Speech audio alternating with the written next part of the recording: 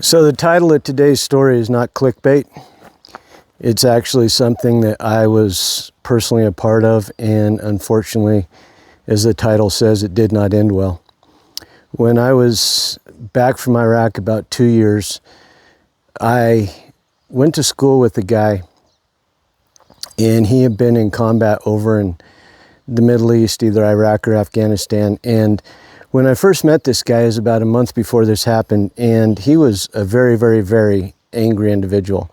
The best way that I could describe it to you is, I'm trying to think here.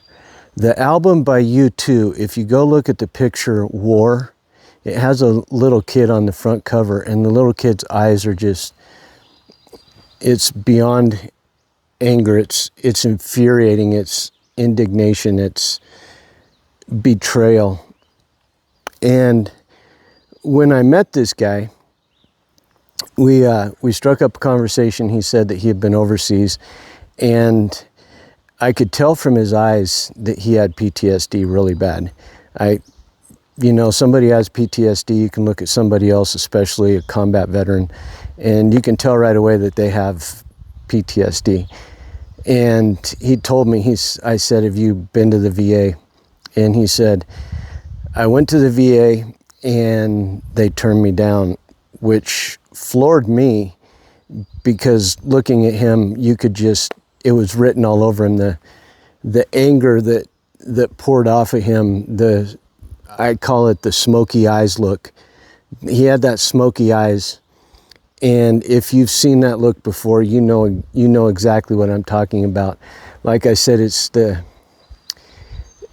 they feel like they've been wronged, and in this case, this guy had been wronged very, very badly. The VA turned him down for disability. They turned him down for counseling. And so I talked to this guy a couple more times, and I said, look, I know a contract counselor for the VA here in town. I said, I'd like to get you an appointment with him. I said, I think that he can help. I think he can get you the help you need. I believe that based off of my dealings with him, that he could get you the VA disability that you need. So he said, okay, see what you can do. So I called this counselor up and explained to him what was going on. And I said, do you have any appointments? To which he replied, of course I do. When can you get him in? I explained to him that this guy was really, really hot, really hot. And in the meantime, I had spoken to this individual, and I said to him, have you thought about going back in the Army? I said, you seem to be a person who gravitates towards that kind of structure, that kind of meaning. I said, right now, you just don't seem like you have a purpose. And he said, well, I have to stay around here for some family members. I hope that little guy's not getting me. There's lots of mosquitoes out here. He said, I have to stay around here for some family members, or else I go back in.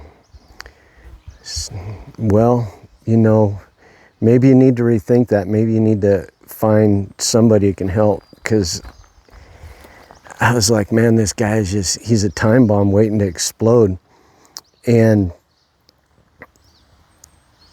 so it was about probably a week to 2 weeks later, I saw him down at a restaurant here in town, and as I was walking by him, I reached out to him. I said, look, I've talked to that counselor. I say, he's willing to get you in right away.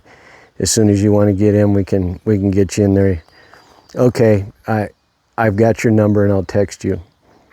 And my thought was, well, at this point I've done everything I could. It's really on him to reach out and text me. So about a week after this, it was on a weekend. And this is why this reminds me of the song by Def Leppard, which I put in the title. It's a Sunday morning, and I get up, and there's a message on Facebook, I think from the sheriff's department or somebody, and it says that there's this little town outside of ours that is in lockdown. Nobody's supposed to come into the town. There's what they call, in an active shooter in this situation, and this person is still, you know, it's still going on. And I'm like, wow, you know, that's a small town out there. So I'm watching the news as this is going on, and from my understanding, they had the town perimeter surrounded and it was locked down. It was all taken care of.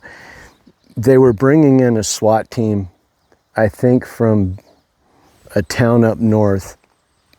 I'm not sure if they had the SWAT team from our town, which I'm sure they do their best. I'm not sure how many resources the SWAT team here in our town has. I just know that they're going to do everything they can. We have a good police force here. And so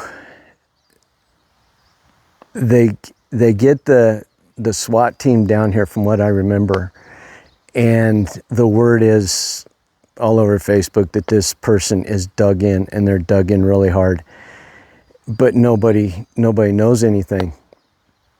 So come to find out, one person lost their lives, and about a week later I'm at school and I was told that it was this guy. I'm thinking to myself, man, the VA failed him so bad. The VA failed him so bad. He slipped through the cracks of a system that was supposed to be there to protect him. And in all reality, the military, no matter what anybody says, the military trains you to go to war, but they never train you to come home. And then, let's be real. Let's be real. How do you train somebody to come home from war? What can you do for them to put them through any system, anywhere, to detox from that? What can you do? You can't. It's an impossibility. That's my personal feeling. It's an impossibility to reintegrate somebody into society. Yeah, Denali's over there honking on the horn. To reintegrate, bring somebody back into society after they've been through conflict like that. The other problem is let me give you an example from World War II. The guys from World War II, they finished. From my understanding, when they were done, they got back on boats. They rode the boats. They came back home. They had a victory parade. They had time to detox. You take soldiers these days, Marines. I went through it when I was in Iraq. You take them, you put them on a plane, and less than 24 hours, they're back in the United States. Not only that, some of them get a parade, some of them don't. Myself, I just came back home. Nobody knew I was home. Nobody cared. And I was a contractor. I get it. But when you take military guys like that and you just dump them back in society, you give them their DD-214, you say, good luck, they're down the road. You're going to have situations like this. And this isn't the only one. They're going on every day. Either they're out there, you know, broken marriages, abuse, people losing their lives because they took a life or because they have self-selected themselves off the planet. I was just listening to Mike Glover last week. Three Tier 1 operators in 1 week. 3. I've got this shirt on. It says 22. That's 22 a week. You know, 22 a week of veterans.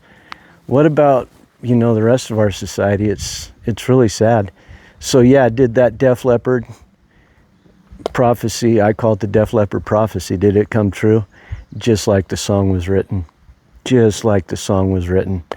If you go and you read the lyrics of that song and you listen to this story again, it was just, he was a man on the loose. You know, you listen to Charlie Daniels' song, Still in Saigon. Yep. I hope you get something from this. Pass it on. I'm coming. We're getting out of here.